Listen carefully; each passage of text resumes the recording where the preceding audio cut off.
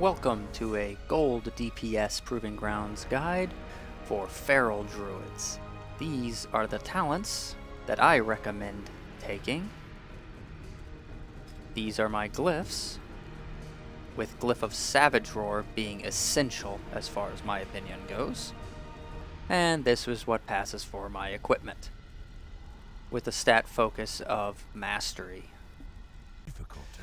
Now, Feral Druids have probably just about the easiest time in Proving Grounds of any specs, even easier than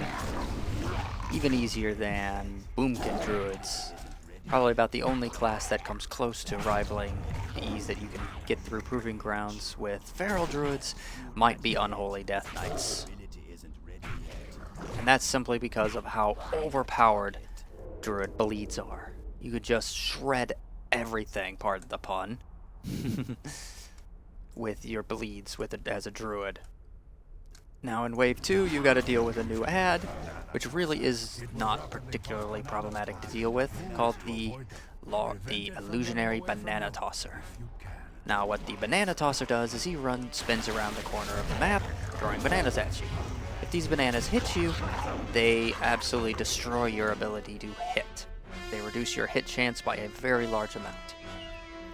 This, of course, drastically destroys your DPS. There's the two ways of handling them are to either sit on top of them, so inside that little ring around them, which prevents them from doing anything, or your other option is to, of course, run in circles and dodge the bananas, as I'm doing right here. But with Druids, it's barely even really an issue. Just gonna get him hit with that, and then rake him, and run over here, and proceed to rake him. Because really, with Druids, all you've got to do is attack a couple times. You know, just apply your rake, apply your rip. You don't even have to use a full 5 combo point rip. Just get a rip on there with at least 3, maybe 3 combo points, and the target's just going to be absolutely destroyed. Your bleeds do so much damage. As you can see, I just did that, interrupted that, and now I can ignore it. I can just sit here and focus on this guy. I'm going to go ahead and blow Tiger's Fury and apply my rip, and as you can see, the target just is absolutely dying, just getting absolutely crushed by my bleeds. I can sit back here and not even attack him, and he's just gonna die. And down he goes, and I have plenty of time left. Brief refresher is your Savage Roar. You have to upkeep that all the time, but thanks to this Glyph of Savage Roar, as long as you are stealthed at the beginning of each fight, that is, you really don't have to do anything.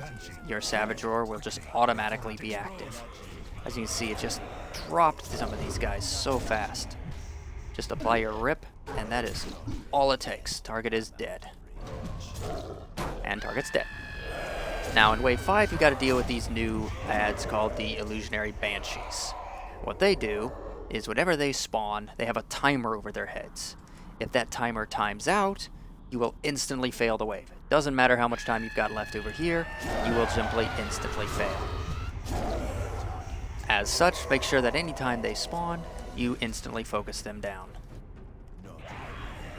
Alright, now in this way, we're going to apply a little bit of a trick. As you can see, I just thrashed that target first. Now I'm going to just apply my bleeds, and run over here. I'll go ahead and blow Tiger's Fury, and apply my bleeds again. And as you can see, these targets are really low, and he just died. As you can see, they're gonna just throw their heals on those little ads, which really doesn't even matter because they have so few HP. A couple hits will kill them anyways. So just make sure you run in the middle of them, throw one thrash out, that'll make the healers throw their heals on the little vermin, and then you can just burn the healers down.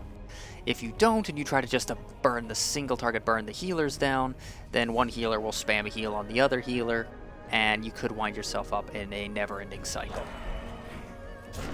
Go ahead and just apply bleeds on him. Oh, and I ended up skull bashing the wrong target because I'm an idiot. Alright, time to burn this ad down. Gotta kill the Illusionary Banshee. Let's go ahead and skull bash that, refresh my rake. Go ahead, rip and rake. And go ahead and rip and rake. And that's all you've got to do. Even missing my Skull Bash literally didn't even matter. And burn them down. Piece of cake. Apply your bleeds.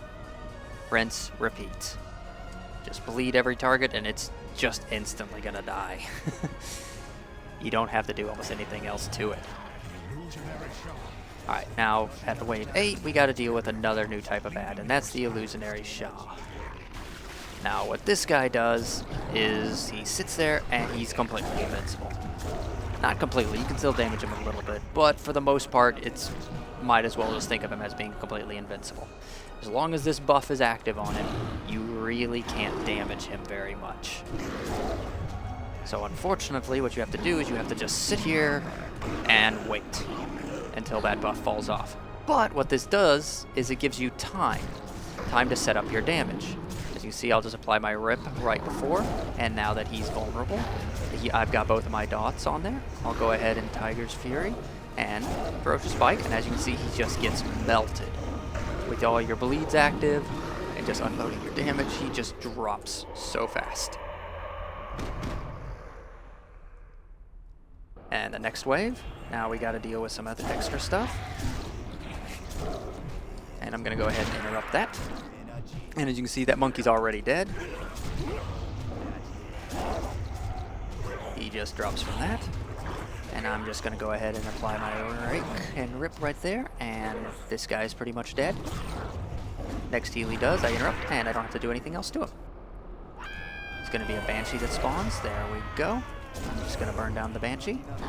And now we just get ready to set up to burn down the Illusionary Shah. As soon as that buff goes off, we can now pick up these Berserking that I always prefer to save for these last few waves. As I can see, unload. And he just gets absolutely melted. And down he goes. Don't even have to really do anything else. I don't have to focus on really burning him down. My dots will finish him off, and you've got plenty of time to spare. This is the point to where I feel that Feral Druids are even stronger in Proving Grounds than Balanced Druids are, because while both can just mow down large numbers of targets just by applying their bleeds to everything that's active around them, Feral Druids have a much stronger burst that they can set up much easier. And I just mow down this Sarok that appears. He's literally there, I think, just to give you something to do to kill time while you kind of just run around and wait. You've got a ton of time for this wave, but there's really nothing to do until you really have to burn them down. And really, the 5% of his HP that you can deal while you're waiting is fairly inconsequential. I'm actually going to go ahead and wail on this guy. And he's going to become vulnerable. I'm going to go ahead and grab the Berserking. Apply my stuff. I'm going to go ahead and blow my cooldowns. And that refreshes, of course, my Savage Roar. Blow that. And I can just blow that. And shreds him all down. As you can see, you've got plenty of time remaining. Another Banshee will spawn. You'll just two-shot that, and it goes right down. As you can see, Proving Grounds with Druids is fairly simple. Just rake everything you can, rip everything you can. Don't even really have to worry too much about stacking your combo points all the way up, and things just melt. Make sure to, of course, to interrupt the healers. Don't get hit by the Amber. Burn those monkeys down fast so they don't screw over your DPS, and you'll have it done without too much issue. Thanks for watching, and I hope this helps.